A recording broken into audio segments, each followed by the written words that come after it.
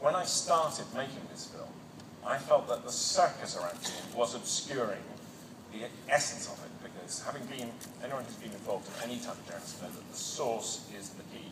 It's not, you know, you, the journalist, or you, the person writing the story, or the television program. Ultimately, you wouldn't have a story without your source. And so to me, Bradley Manning is actually the most important figure in this, by a long, long chalk. You know, no Bradley Manning, assuming that he is the guy who did it.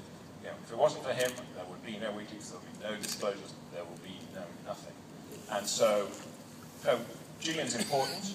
He's obviously, you know, he's the next most important figure, but he is the next most important figure. So I started from that assumption, which informed the film.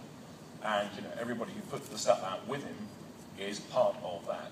Secondly, he's actually, in fact, he's the guy who's on screen more than anybody else.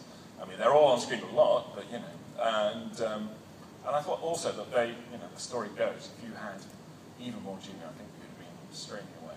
Well, do you think that, I mean, the lack of Bradley Manning, the story about Bradley Manning and by mainstream media, did you ask that to the mainstream media, all the Oh yeah, well that's, I mean, I was amazed by that, you know, very nice guy, he's the deputy editor of the New York Times. I said to everybody, and that was pretty much the answer that they all came up with. You know, we weren't even thinking about Bradley Manning. He was another issue. You're thinking, what? You know, without which you wouldn't have this story. What do you mean you're not thinking about it?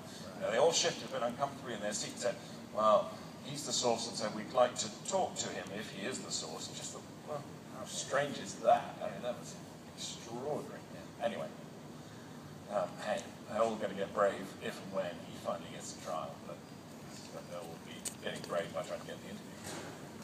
So,